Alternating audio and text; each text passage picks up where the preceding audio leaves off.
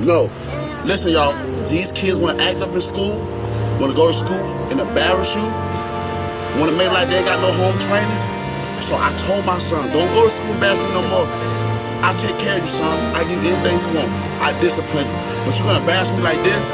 No, so now I'm going to cut his hair, send him to school with a bald head.